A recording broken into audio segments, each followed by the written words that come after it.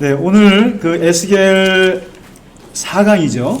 4강 9장을 한번 펼쳐보시면은, 이제 에스겔이 그 1장부터 4장까지가 소명에 대한 자기가 이제 어떻게 하나님 부르심을 받았는가 그거고, 1장부터 3장까지죠.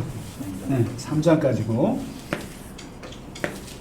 소명장이고요. 그 다음에 4장부터 이제 24장까지인가 여기가 이제 심판의 메시지예요. 예, 심판의 메시지, 그 예루살렘을 향한 이제 심판의 메시지인데, 이 메시지 속에는 어떤 면에서는 그 에스겔의 자기의 역사관도 들어가 있고, 자기가 이제 이스라엘 남유다 북이스라엘이 그 역사적으로 왜 나라를 빼앗겼는가에 대한, 거기에 대한 그 통찰도 들어가 있는 건데, 지난주에 이제 그 핵심이 왜 나라가 망했는가라고 하는 핵심이 그 모든 성경의 줄기인데요. 그게 바로 우상숭배다. 그 우상숭배라고 하는 것이 이스라엘에서는 굉장히 중요한 숙제예요. 숙제고, 이게 십계명의 1계명으로 제시할 만큼 우상과의 싸움은 이스라엘의 아주 큰 고민거리였고, 그게 이제 숙제인데, 바로 모든 예언자들이 지금 이 지적하고 있는 게 우상숭배. 그러니까 성경을 한번 보세요. 열왕기상 하나, 역대기상 하나, 또 사무엘상 하나, 모든 것을 쭉 보시면 거기에 그 왕들이 잘했다 못했다, 왕들의 역사를 평가할 때 잘했다 못했다를 평가하는 가장 기준은 하나밖에 없어요. 우리는 대통령을 평가하는 기준이 여러 가지가 있어요. 그러니까 공과 사라 그러나요? 아니지. 공과라 그러죠. 공과를 하는데 이제 뭐 사회 통합의 문제, 경제 문제, 정치적인 뭐 발전 문제, 그다음에 뭐 여러 가지 문화적인 거, 이렇게 해서 나눠서 대통령들의 그 리더십을 이렇게 평가를 하고, 또 혹은 이제 조선 왕조실록에서 조선 왕들의 할 때 그런 평가 기준들이 여러 가지가 있는데, 성경에서 그 왕들을 평가하는 기준은 참 단순하고 무식하게 하나밖에 없어요. 이게 바로 하나님을 잘 섬겼느냐, 아니면 하나님을 떠나서 우상을 따랐느냐.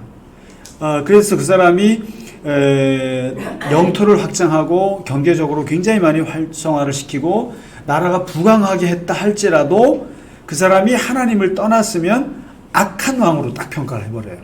그 대표적인 사람이 누굽니까? 이게 그 여로보암 2세 같은 사람이죠.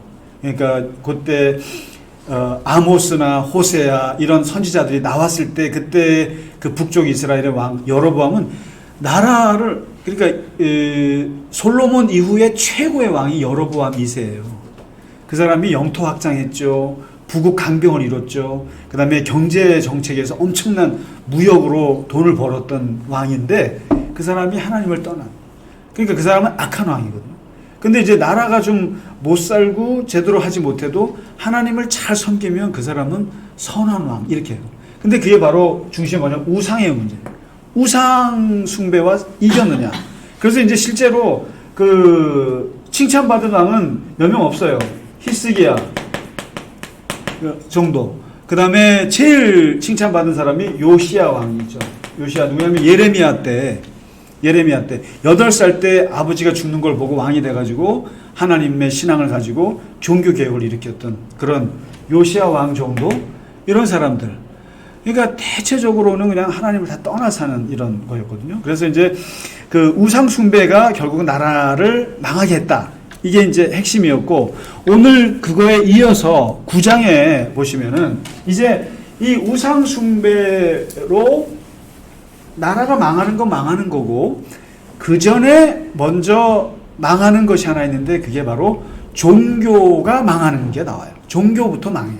종교부터 망하는데, 그게 9장에 바로 하나님의 영광이 성전을 떠나가는 장면이 나와요. 오늘 결국에는 성전에 하나님을 모셨던 건데, 그 성전에 지난주에 봤듯이 단무스 신이 들어와 앉아 있고, 태양신이 들어와 있고, 그리고 온갖 벽에다가 그 우상들을 그리고 있는 장로들, 제사장들, 이런 또 여인들, 성전이 완전히 우상으로 가득한 이곳에 결국은 하나님의 영광은 떠난다.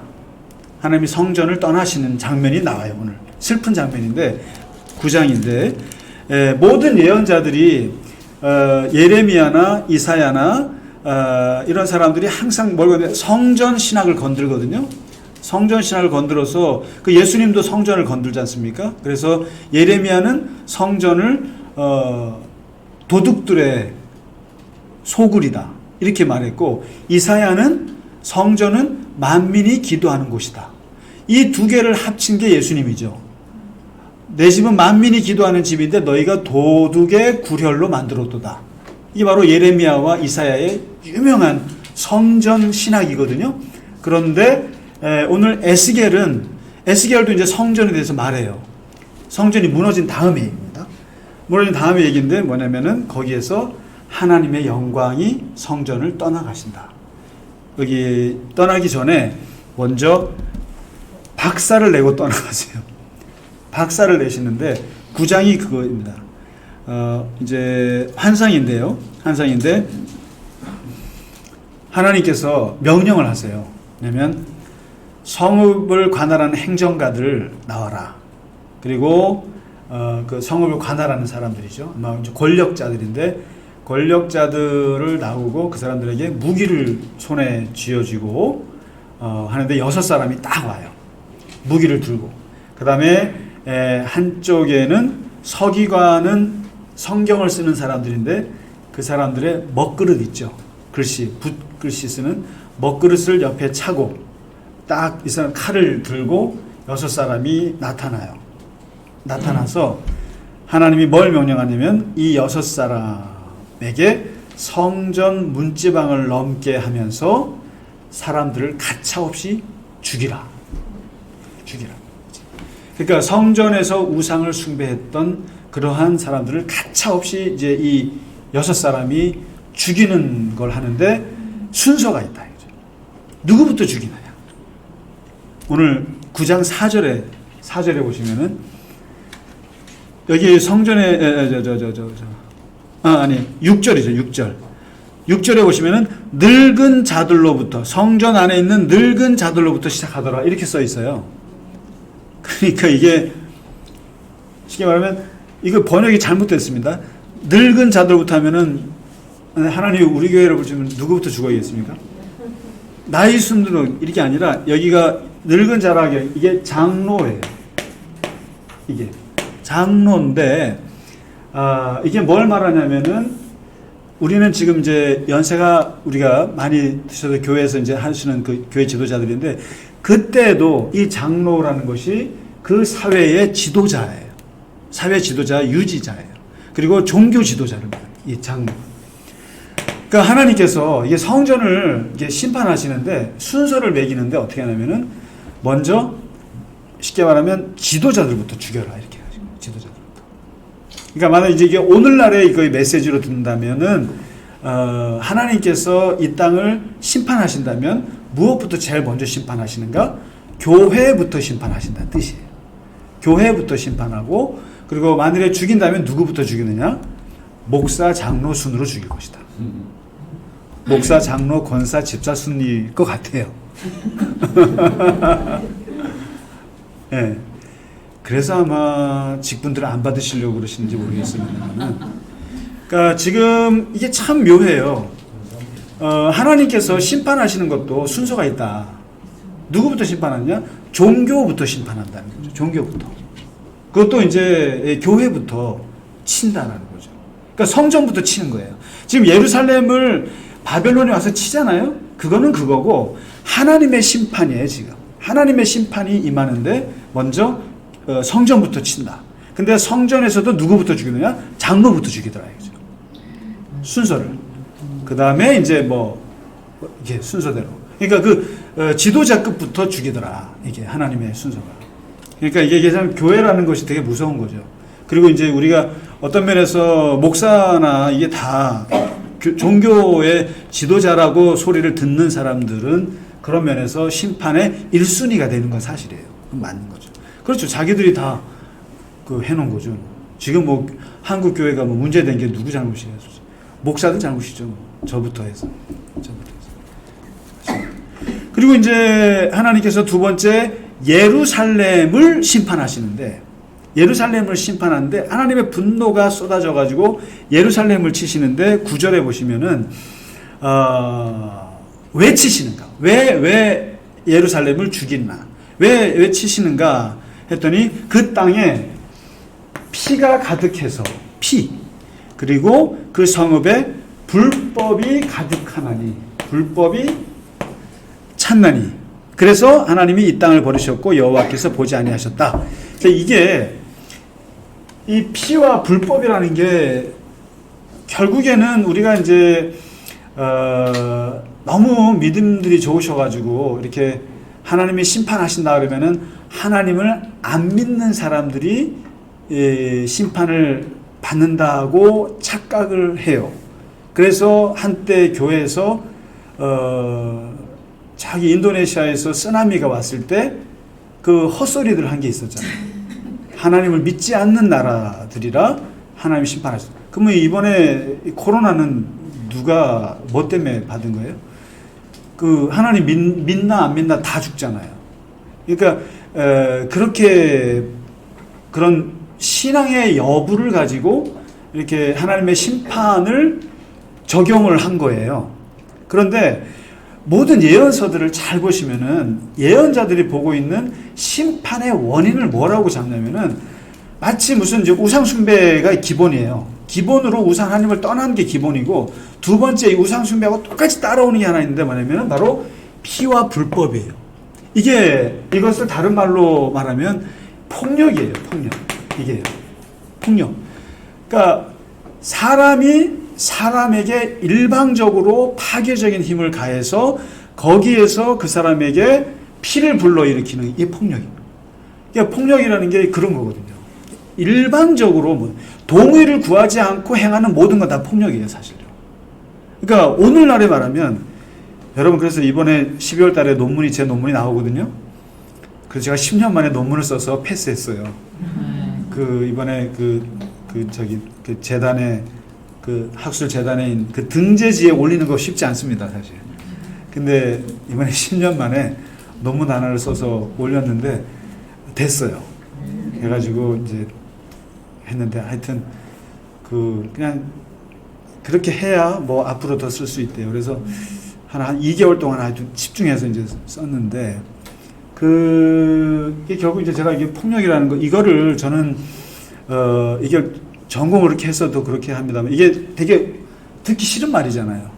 근데 성경뿐만 아니라 모든 현상에서 모든 비윤리적인 것들, 그리고 비신앙적인 것들은 다 어떻게 보면 폭력인데, 이게 다른 게 아니에요. 보니까 공부해 보니까 다른 게 아니라 상대방의 동의를 구하지 않고 밀어붙인 건 다 폭력이에요, 사실상. 넓게 말하면. 그래서 이게 뭐든지, 그래서 이게 민주주의라고 하는 거, 그 다음에 오늘 자유시장 경제주의, 우리나라, 이게 자유롭게 사는 거에서 아주 좋은 게 뭐냐면 상대방에게 합의하는 거예요. 합의하지 않고 하는 모든 건 다 폭력이에요. 예를 들면 목사가 교회에서 뭐 카리스마가 있네 해가지고 뭔가 막 밀어붙인다. 교인들의 동의를 구하지 않는다. 그건 폭력이에요. 이런 폭력. 그러니까 정치인이 국민들에게 묻지 않고 뭐를 밀어붙인다. 국회에 합의를 하지 않는다. 그건 다 폭력이에요. 그걸 이제 우리는 정치적인 용어로 독재라고 합니다만은. 근데 실제로 보면은 이 생활에서 이런 동의를 구하지 않고 일방적으로 물어붙이는 게 굉장히 많아요. 가족들 간에도 그렇고. 근데 그게 폭력이라는 인식을 못할 뿐이에요. 그냥 아예 그러려니 하는 건데, 이게 사실은 이게 폭력의 문제인데, 이게 피를 흘리고 불법에 행해진다라고 하는 이 말이 뭐 대단히 멀리 있는 것이 아니라 상대방의 동의를 구하지 않고 자기 마음대로 행하는 거, 이런 것들이 판을 친다는 뜻이에요. 그러니까 돈이 있는, 그러니까 권력을 가진 사람들은 그 권력을 갖고 백성들에게 동의를 구하고 묻지도 않고 막 행사하는 사회. 지금은 그런 게 꿈도 못 꾸지만 옛날에 그런 것들을, 이런 것들을 예언자들이 계속 지적을 한 거예요. 불법이다. 근데 불법이라는 게 뭐냐? 상대방의 역지사지를 못하는 게 불법이라는 거예요. 역지사지. 그러니까 상대방의 상호 존중하지 않고 하지 못하는 거. 그래서 사실은 이 예언서 이런 사상들이 아주 강하기 때문에 제가 그랬잖아요. 서양 문명사에 영향을 준 크게 세 가지가 있다고. 첫째가 그리스 철학, 둘째가 라틴의 법, 로마법, 셋째가 바로 히브리 예언자들이 이거거든요. 이거. 그러니까 오죽하면요. 여기서 어떻게 보면은 그 로크인가요? 로크 사회 계약론이라고 들어보셨나요? 그 유명한 사회학 정치학의 그 고전인데 그 사람이 아주 도발적인 얘기를 한 거예요. 그 왕도 백성이랑 계약 맺은 거야 이런 거죠. 계약 관계야. 그래서 우리가 너를 왕으로 세웠을 때는 너희도 우리한테 백성들한테 잘 섬기라고 세운 거야. 하늘에서 떨어진 게 아니야. 이게 신권 완수설이잖아요. 옛날에 하늘에서 준 거라고. 그러니까 막 독재한 거잖아요. 근데 로크라는 루소인가? 루소인지 로크인지 정확히 제가 이 사회 계약론이 나오면서요. 이게 사람들이 눈을 떴잖아요. 그래서 이게 프랑스 혁명이 난 거거든요. 근데 그게 바로 뭐냐면 장자크 루소죠. 예, 예. 함부로 왕조차도 백성들한테 일방적으로 하지 말라는 거예요. 일방적으로. 민심이 천심이라는 말이 있듯이 그 민심이라는 것이 바로 거기에 잘 맞춰야 된다. 왕도. 그렇지 않은 것들은 다 폭력이고 불법이고. 근데 이러한 사상들이 예언서에 지금 나오는 거예요. 피가 가득하다. 피가 왜 나오겠어요? 왜 나오겠어요? 일방적으로 죽인 거죠, 이게. 일방적으로. 사람을. 그 다음에 불법으로 하는 거죠. 그래서 결국에 이 두 가지예요. 하나님을 떠나는 신앙적인 우상숭배의 문제와 그 다음에 이 땅에서의 폭력의 문제.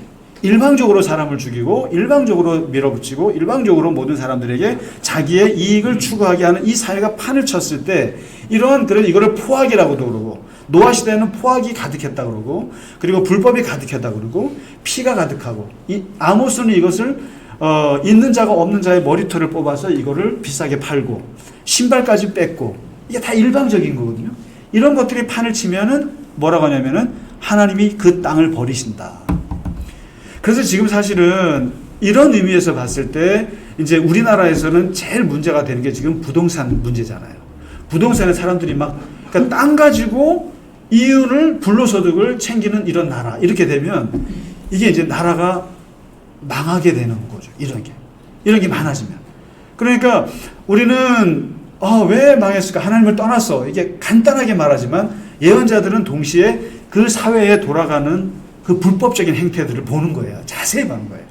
그래서 만일에 이 예언자들이 오늘날에 이 땅에 오면 아주 똑똑한 정치평론가들일 거예요. 아주 날카로운 정치평론가들이에요. 예언자들은. 그 깊숙이 보는 거거든요. 이제 결국에 이 우상숭배와 이 불법, 이 두 가지로 인해서 10장에 보시면 하나님께서 이제 작별 인사를 하시는 거죠. 성전에 있는 지도자들도 다 죽이고 두 번째 10장에 여호와께서 성전을 떠나시는 슬픈 장면이 나옵니다. 10장에 하나님께서. 그래서 여기 이제 환상들이 나오고요. 그렇게 해서 18절에 보시면은 여호와의 영광이 성전 문제방을 떠나서 그룹 위에 머무니 그룹들이 날개를 들고 내 눈 앞에 땅에 올라가는데 이 환상을 보는 거예요. 지금 에스겔이. 하나님께서 교회를 떠나시는 거죠. 이게 그런 겁니다. 사실은 교회가 그래도 이렇게 유지가 되고 그리고 교회가 그래도 쭉 갈 수 있는 게 이게 우리가 좋은 일도 하고 또 같이 이렇게 기쁘고 예배 드리고 그럴 수 있다고 하는 게 그게 왜 그러냐면은 하나님의 영광이 사실 이렇게 여기에 머무르시기 때문에 유지가 되는 거거든요. 그렇잖아요. 그러니까 성전이라는 게 어떻게 유지가 됐겠어요? 제사장이 힘쓰고 그렇게 되겠어요? 하나님의 영광이 거기를 이렇게 지키고 있었기 때문에 성전이 유지가 됐던 거예요, 사실은. 근데 하나님의 영광과 인간이 해야 될 것이 맞아야 되는데 그게 뭐냐면은 두 가지인 거예요. 뭐냐면 오직 하나님만 바라보고 둘째가 저거죠. 불법이 없는 거죠. 비윤리적인 게 없는 거죠, 교회 안에서. 이 두 가지가 살아있을 때 하나님의 영광이 머무는 거란 말이죠. 그런데 이 두 가지가 없어지니까 지금 온갖 성전 우상숭배로 가득하고 사회는 불법으로 가득하니까 하나님의 영광이 거기에 머물 수가 없는 거예요. 우리 눈에 안 보여서 그렇지 그렇게 됐을 때 하나님의 영광이 떠나간다는 거죠. 이게 그러니까 지금 에스겔은 그걸 환상으로 지금 화면으로 보여주는 거죠. 화면으로 하나님이 더 이상 거할 수가 없어서 마치 이제 저거죠. 뭐 이게 하나님이 죽은 거죠. 하나님이 죽으셔서 이제 이렇게 저 세상으로 가는 것 같은 그 슬픈 장면을 지금 환상으로 보고 있는 거예요. 그러니까 이게 참 그렇습니다. 이게 하나님의 그래도 우리가 이렇게 있는 거는 하나님의 영광이 머무르고 있다고 그렇게 보시면 좋을 것 같아요.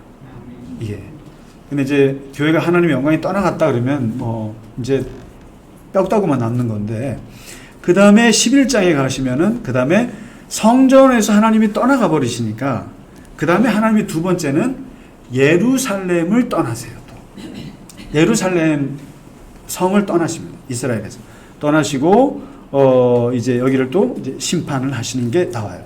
그런데 이제 이 아까 성전에 있는 사람들 죽였잖아요.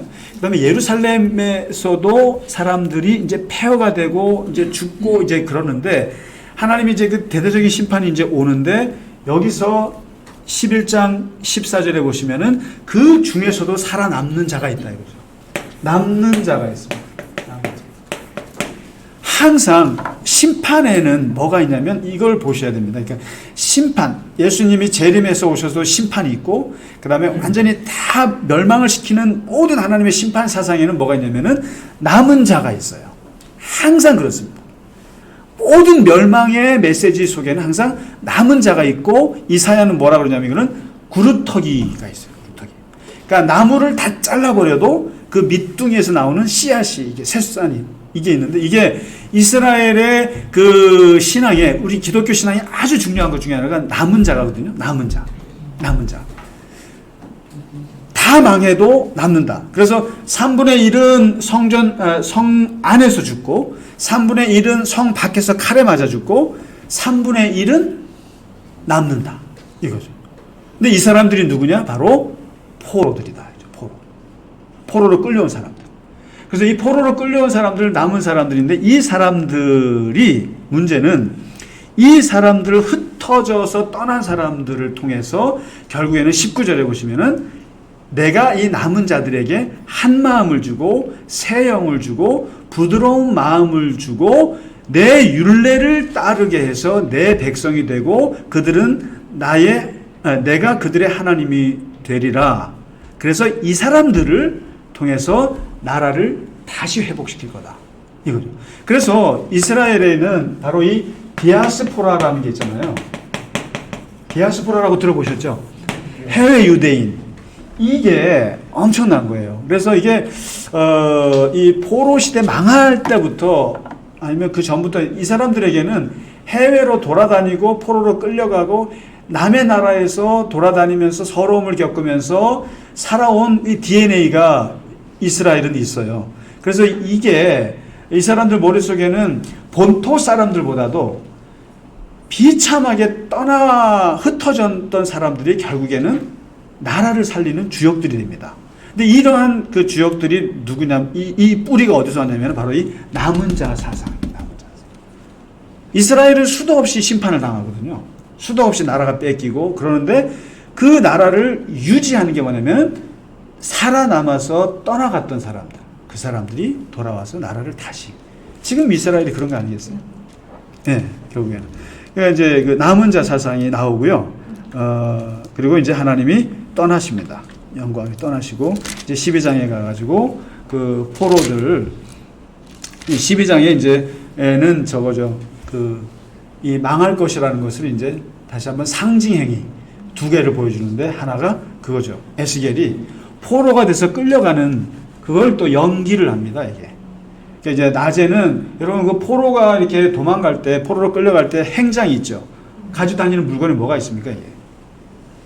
저도 잘 모르겠어요. 그러니까 저거 보면 포로네 하는 물건들이 있나 봐요. 그거를 낮에 이렇게 밖에다 내놓고 사람들 보여주고 그렇게 이제 포로로 끌려가는 것을 이렇게 보여주는 거죠.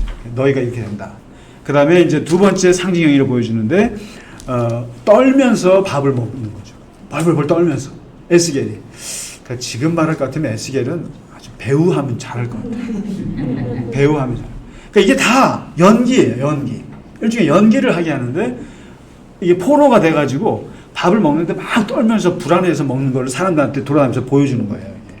이게. 이 퍼포먼스를 하라는 거예요. 그러면서 이걸 보여줍니다. 이게. 그러면서 지금 이제 에스겔에 보면은 앞으로 또 나오겠습니다만은 속담이 있어요. 속담 2가지 정도가 있는데 속담 2개를 이렇게 박살을 내는 게 나와요. 속담. 이게 속담이라는 게 요거만 하고 마치도록 하겠습니다. 이번에는 속담이라는 게 그 시대 사람들이 오랜 경험을 하면서 만들어낸 진리 같은 게 속담이잖아요. 속담인데 이거는 이 민간인들이 만들어낸 지혜 같은 거거든요. 이게 아포리즘, 이 격언인데 속담이 요 에스겔 시대에 그 이스라엘 사람들에게 이렇게 지배하고 있던 속담이 2가지가 있었어요. 근데 하나의 속담은 다음에 말씀드리고 오늘 첫 번째 그 속담이 뭐냐면은 이거예요. 예언, 묵시, 그거 안 이루어져. 그거 안 돼. 요런 속담이 있었어요. 그러니까 뭐 예언자가 뭐라고 예언했다는데 그거 안 돼. 그리고 되다 하더라도 더뎌. 그러니까 하나님의 예언은 너무 더뎌. 느려터져. 이런 속담이 그 당시에 있었어요. 그래서 예언을 믿지 않아요. 예언을 믿지 않고 이게 뭐냐면은 나라가 망하죠. 포로가 되죠. 그래서 아무리 나아질 기미가 없으니까 뭐가 떨어지냐면은 신앙이라는 게 없어져요. 그리고 포로 시대에 거치면 사람들이 신앙이 바닥을 쳐요. 하나님이 뭐 살아계셔? 하나님이 살아계시면 복을 줘야지. 그 무슨 복이에요? 자식의 복, 땅의 복, 건강의 복 이거거든요. 아브라함에게 주셨던 복. 그 복으로 나타나셔야 되는데 나라 망했지, 자식 잃어버렸지, 포로가 됐지 이러면서 신앙 해봐요. 그리고 하나님이 우리를 도와주실 거야. 너희가 다시 돌아올 거야. 그리고 너희가 다시 회복될 거야. 웃기네. 이게 회의감이 계속 든 거죠, 이게. 그래서 생겨난 속담이 하나님의 예언은 더뎌. 안 이루어져. 이게 에스겔 시대에 전 그 판치던 속담이라는 거죠. 그런데 에스겔서에서 뭐냐면 그 속담이 없어지리라. 그 속담이 없어지리라. 이게. 그 속담 없어질 것이고 진짜 하나님은 속히 오리라. 그게 이제 그리고 반대로 심판이 올 거다 그랬다 안 이루어져 그랬거든요. 그런데 하나님의 심판이 속히 오리고 이런 허탄한 묵시나 아첨하는 복술이 다시는 있지 아니하리라. 이 그 속담에 대한 얘기를 합니다.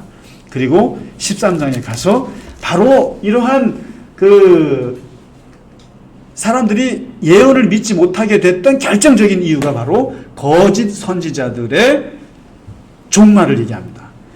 바로 저런 사람들 때문에 그런 속담이 생겨났는데 어떤 사람들이냐?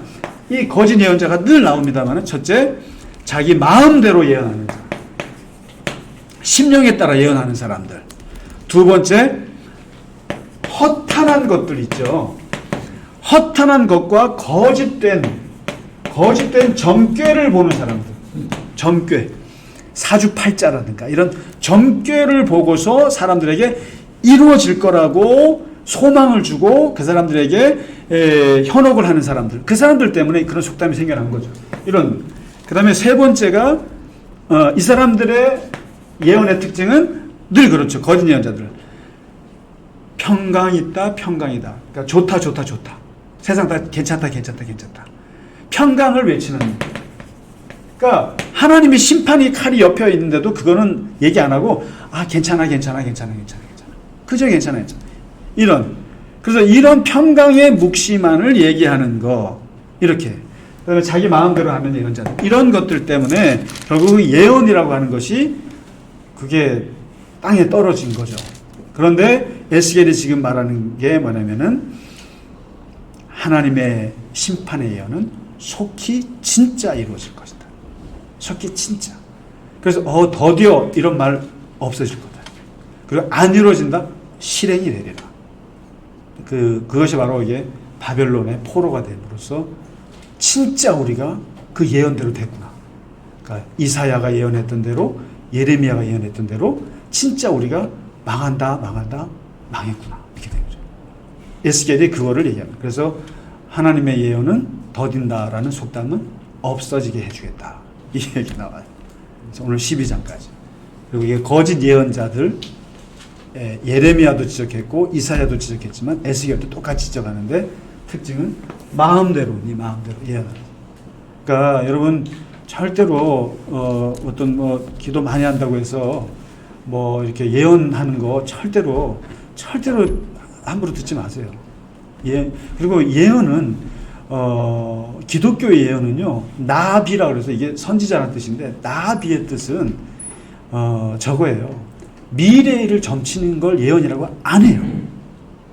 우리가 그 예언의 은사 받은 사람들, 잘못된 은사 받은 사람들이 이 예언이라는 말을 많이 망쳐놨는데 미래의 일을 예언하는 건 그거는 세상에서의 예언이에요. 노스트라다무스의 예언이에요. 근데 예언자들이 말하는 기독교 예언자들이 말하는 예언은 노스트라다무스의 예언 플러스 그러면 하나님의 마음을 대언하는 사람들이에요. 하나님의 마음, 지금의 하나님의 마음.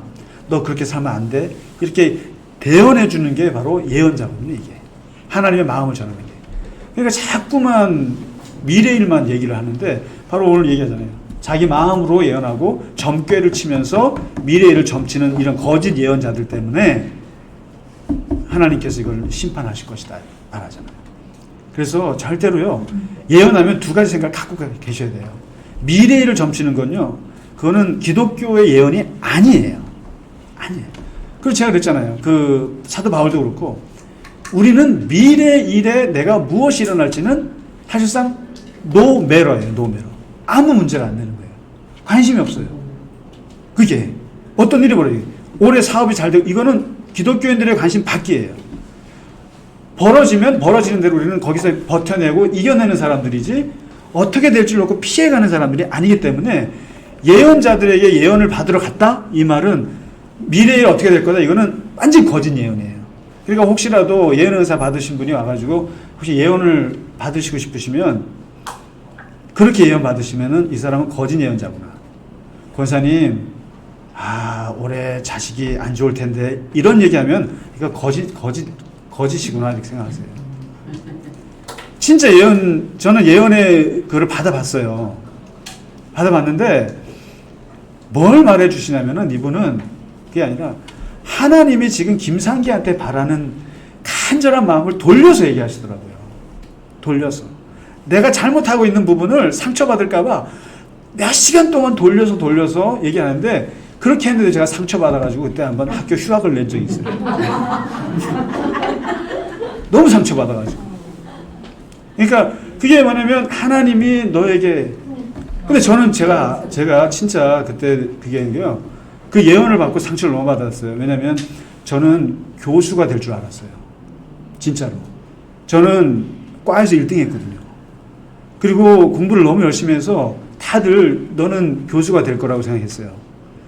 그리고 저도 막 하버드에서 박사 받아야지. 제가 책에다가 진짜 유치한데 지금도 책 보면요. 거기다가 연세대 대학원 하버드 박사 그거를 써놓고 살았어요. 제가요. 지금 봐도 창피 찢고 싶어. 근데 그게 나름대로 이게 비전이라고 생각했단 말이에요. 그러는 중에 예언을 받았는데 아니라는 거예요. 근데 놀라운 게 뭔지 아세요? 수석으로 들어온 제 친구하고 같이 갔어요. 근데 이놈은 공부하시오 그런 거예요. 공부하시오. 근데 저한테는 말을 안 해요. 그러면서 뭐라 하냐면 신학교 왜 들어가셨어요? 그래서 왜 들어가요? 뭐. 그러니까 왜 들어갔는지의 본질을 자꾸만 묻는 거예요. 근데 얘는 이제 쉽게 말하면 교수가 되라는 식으로 얘기를 해주신 거예요. 근데 나도 이제 그러나 보다 했는데 나는 말을 돌리면서 근데 나중에 들어보니까 이분이 그래요. 5사람이 신학생이 온다 그래서 기도했는데 5사람 중에 가운데 앉아있는 사람이 복잡한 사람이라는 거예요. 하나님 보여주셨는데. 근데 떡 아는데 제가 안 뜨래요, 거기에. 그러니까 딴 사람들은 어느 정도 했는데 저한테는 그분들한테 미래를 얘기해주고 저한테는 자꾸만 그러니까 이제 뭐냐면 하나님이 당신을 왜 신학을 보냈고 거길 갔는지 그거를 잘 생각을 다시 해봐라. 좌표를 정확히 잡아라. 근데 이제 저는 교수 아니냐, 교수냐, 목사냐 이건 줄 알았는데 그게 아니다. 그게 아니고 왜 그 길을 갔는지를 생각을 계속하고 1시간을 얘기를 하는데, 근데 결론은 뭐냐면 너는 교수가 안 될 거야 라는 느낌으로 좀 받은 거죠. 그래서 제가 휴학을 하고 목회하러 가겠다고 그때 상원회 때 나섰 거예요. 그랬다가 친구가 이 멍청한 놈아 그런 뜻이 아니라고 해갖고 돌이켜서 한 이틀 만에 휴학계를 다시 반납을 하고 그런 웃긴 일이 있었어요. 근데 그 이후로 삶을 보니까 저는 참 신기한 게 하나님께서 너무 힘든 중인데도 이 공부와 목회를 한 번도 떨어뜨리지 않았어요. 신기해요. 군대 가서도요 계속 목회를 했어요. 미국 공부하러 가서도 목회가 계속 이어진 거예요. 심지어는 지금도 목회하잖아요. 여러분 제 처지 잘 알면서도. 모르겠어요. 저는 이게 그리고 그 친구는 진짜 교수가 됐어요. 그래서 그 친구가 저를 지금 데려와서 그 연구소에 일을 시키는 거예요. 너도 좀 하라고 학교 일 좀. 그렇게 해서 그냥 도와주고 있는 건데, 근데 이게 그 예언이라고 하는 것이 미래를 점치는 거라고 착각하시면 큰일 납니다. 그러니까 하나님께서 너를 왜 부르셨나, 하나님께서 너에게 지금 뭘 원하시나, 그거를 잘 상담해 주는 사람들이 예언자예요. 잘 하나님의 뜻을 전해주는 사람. 그거는 미래하고는 상관없어요, 사실. 크게 없고, 어쩌다 제 얘기를 하게 되는데. 그래서 이게, 그리고 한번 예언을 한번 2번을 받아봤는데, 한 번을 또 받았는데, 정말 이거는 진짜 점쟁이 같은 분한테 받아본 적이 있어요. 목사님이신데, 프린스턴에서 공부하신 분인데요. 다른 데 배우신 분인데, 이분이 다른 건 몰라도 미래 얘기는 틀린 것 같아요. 근데 과거 얘기를 하시는데 제가 거기서 무릎 꿇고 울었어요. 뭐냐면, 그래서 그 기도 받고 있는데 저희 담임 목사님이 저한테 저 목사님하고 아는 사이냐고 할 정도로 저의 과거를 다 낱낱이 얘기를 하시더라고요. 왜냐면 네가 신학교를 갈 때 그 온갖 가족들이 반대하고 그걸 무릅쓰고 혼자서 독학하면서 그 길을 건너라고 얼마나 힘들었느냐 그렇게 하는데요. 눈물이 확 나더라니까요. 그게 맞잖아요. 그러니까 우리 어머니가 엄청 반대했고 형님이 엄청 반대했고, 그리고 거기 가려고 네가 그렇게 고등학교를 거기를 갔냐 뭐 이런 식으로 막, 그리고 등록금 주니 안 주니 막 협박하시고 막 그러면서 그냥 왔을 때 그때부터를 하나님이 이렇게 보셨다는 얘기를 예언자가 해주니까 눈물 나죠. 눈물 나죠. 아, 하나님이 우리의 그런 길들을 다 보고 계시는구나. 그래서 이게 예언의 그거는 가끔씩 들을 필요는 있어요. 들을 필요는 있고 이게 위로가 되고 또 힘이 될 때는 있어요. 그러나 분명한 것은 미래 얘기만 하는 건 아니다라는 겁니다. 아유, 죄송합니다. 오늘 너무 길었습니다. 죄송합니다. 마치겠습니다.